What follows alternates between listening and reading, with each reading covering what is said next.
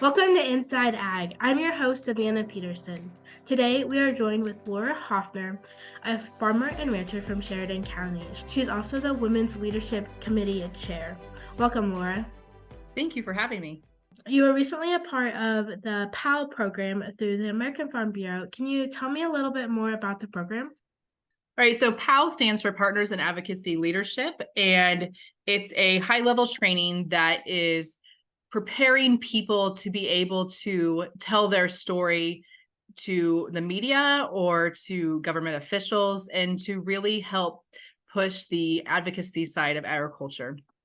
So how did you get involved with this program, or what really sparked your interest with it?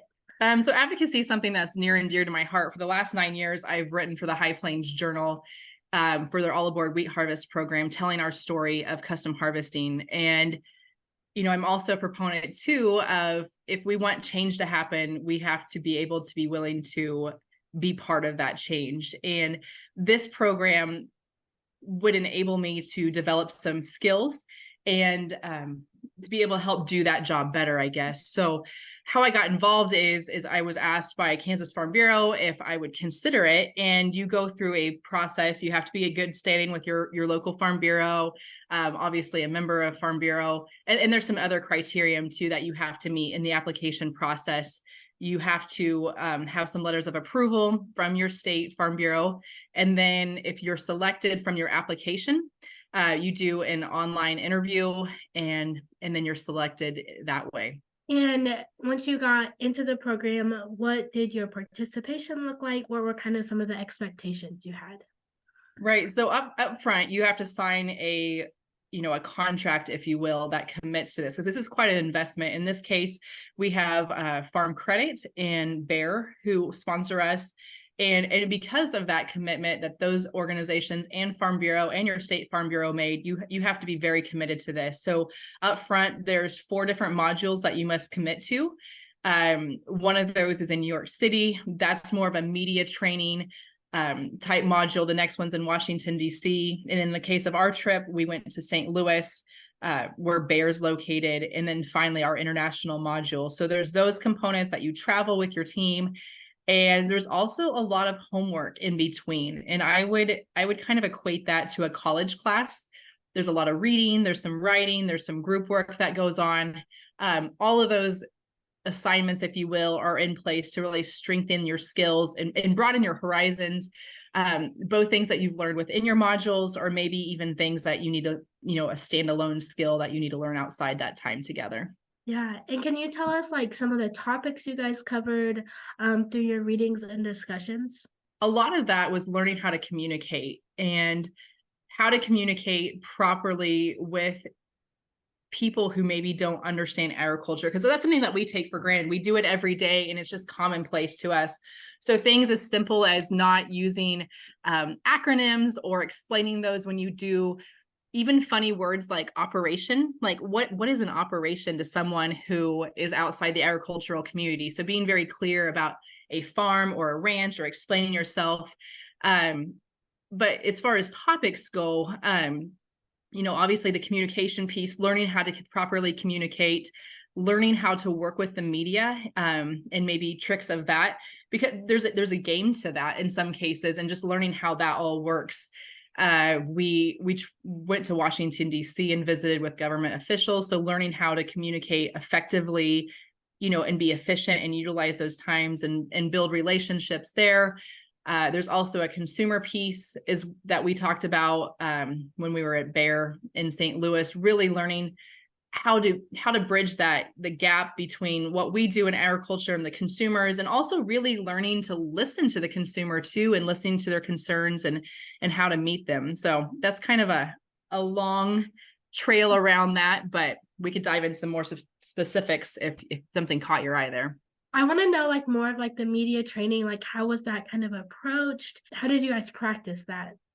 So it's a lot of hands-on, mock training. I'd be lying if I said it was easy, because it's not. And public speaking is something that I would prefer to write. So that's something that was a real challenge for me. And you're doing it in front of your peers. you have a topic that you've worked on, perhaps. Like all of our modules had a scenario, something that we were working towards. And in our case, it was everything had to do with climate change, but the topic or the scenario might change a little bit every time. So we'd have to work up this assignment or this mock situation and be prepared to answer questions about that. And we would have our trainers there, and we would literally go and do a mock interview. And it's no mercy, because some of the, when you deal with the media, some media is very friendly towards agriculture. Some are not, some are somewhere in between, and it's their job to get to the facts. So they're going to do what it takes to get to the facts. And that can be very uncomfortable at times. It can be very pointed. And our trainers showed no mercy, which is great, because that's what you might face. And you have to learn how to navigate that. So yeah, that might be just like a radio interview or a podcast simulation like you and I are doing right now. Or it could be actually in front of the camera. They would actually roll the big camera out, and you'd be sitting in the chair in kind of a mock, studio situation. And they're asking you the questions, and it's very real. And you have to watch yourself. Once you were done doing the interview, oftentimes we've recorded it, whether it was video or audio, and you'd have to listen to yourself and critique yourself. And that's hard. That's hard to do. Yeah, that sounds like you have to have a lot of confidence to go through this program. That's something that we should talk on. Yeah, for sure. So, it isn't easy putting yourself out there and to be critiqued like that, or to put yourself on the line in front of your peers or trainers. But if you don't do that, you won't grow. And something that I really appreciated about our group, I think we all must have somehow subconsciously come in with this attitude that we're not going to compete against each other. We're all going to learn and grow together. And so with our particular team of people from across the country, even when it was hard, even when you were there, we were always there to support, to cheer each other on. So even in the discomfort, we were growing in a safe environment. And I definitely wouldn't let, someone's fear of putting themselves out there deter them from this program. Your peers and your trainers are there to help you every step of the way. That sounds so cool. So part of your experience through PAL was an abroad trip that you kind of alluded to earlier. You guys went to Chile. Can you talk a little bit more about this trip, and what was the purpose of it? So the purpose of the trip abroad is to really expand one's horizons, to really learn what goes on outside the United States. Sometimes because of the nature of the work and how intense it is, we kind of forget that there's others out there, and they really want us to have an understanding of different cultures. So the purpose of the trip was to meet the people and to have an understanding of what our culture and other cultures are alike outside the United States. Yeah. And what did you guys do while you were on your travel? So we had a pretty robust schedule and pretty diverse. So our trip opened up that, to be able to understand a culture and a people, you have to understand the history of where they've been. So the first part of our trip was spent doing some cultural activities at local museums, and some other historic sites like that, to just kind of gain an idea of what the Chilean, history is. And that was very helpful. Next in our trip, we focused on the government portion. So we went to the U.S. Embassy and spoke with different officials there, and really learned about what their jobs were and what their roles were, and how we develop relationships with the Chilean people, both in general and also within our culture. And on the flip side, we also were able to visit with the Chilean government as well. Later in the trip, we spent a lot more time focusing on agriculture. So we met with other businesses that help in regards to sustainability. And we also met with producers themselves. So some of them were dairy farmers who focused on a rotational grazing dairy method. We met with a potato breeder, which was extremely interesting. They do grow specialty potatoes, specifically for potato chips. And we visited some orchards and wineries and things like that. So just really having a robust understanding of what, the agriculture and also political environment looks like in Chile. As you have had time to kind of reflect on your experience in Chile and through the PAL program, what would you say your biggest takeaway was? I think everywhere you travel, obviously there's differences in culture or differences in history that shape us and our experiences. But I think farmers everywhere ultimately want to grow a safe food supply that's been ethically raised, and they're doing their best to take care of the land, and feed the people.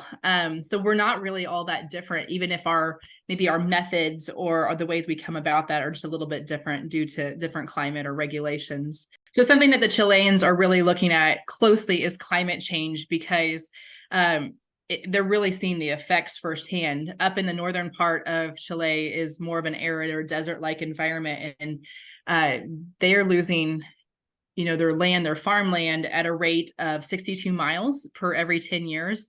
So this is something that they're seeing firsthand, and it's happening very quickly. They've been in extended drought as well for over a decade, and really taking a look at how they can change their methods to continue to produce food in the area, not only for themselves, but for export too. And they're going to have to do more with less. So how do they look at their water supplies? How do they continue to use irrigation efficiently and things like that? While you were in Chile, how did you implement your studies through POW into your different conversations and travels? I think it's extremely important when you're talking to people that you don't know, who may have differences from you, that you listen first and talk second. So really listening to what they have to say, listening to what they have to share, and trying to really listen to understand and not to respond right away is really important, as well as finding common ground. When everybody's comfortable and realizing that we're more similar than not, I think that relationships have the opportunity to blossom. And that's something that we really tried to do while we were there. What did you notice about their lifestyle and culture while you were down in Chile? One thing that we found very interesting about the Chilean culture, that we were told that they have extremely high ethics. And so, for instance, if a label says that it's organic, there is no question it is organic. So they are very much rule followers, and something that's part of their culture as people. Part of it's also because they were under a dictatorship for quite some time, but there's not any room for, there's not much gray area in their culture. So when a label says it has something or contains something, they mean that, because they follow that through to the nth degree. And I thought that was a really interesting thing. Sometimes in different cultures, you might open the door a little bit for, well, I know them, I know how they raise it. And no, there's not room for that gray. It's either black or white. You did it or you didn't do it. The Chilean people too they're extremely kind and really nice. In some places, I would equate the Chilean people to be very similar to Midwestern people. They're very accommodating, extremely willing to go out of their way to try to help you, even if there's a language barrier. They're very kind and open-minded. And even if you're, playing the part of the tourist, and, maybe some of your behavior is slightly annoying with all the picture taking, and they're extremely gracious hosts and great people. Laura, is there anything else you'd like our listeners to know about your time as a POW participant or your travels to Chile? So I would just like to encourage anyone who's on the fence about applying for a program like POW, or even something within the Kansas State Farm Bureau curriculum, to do it.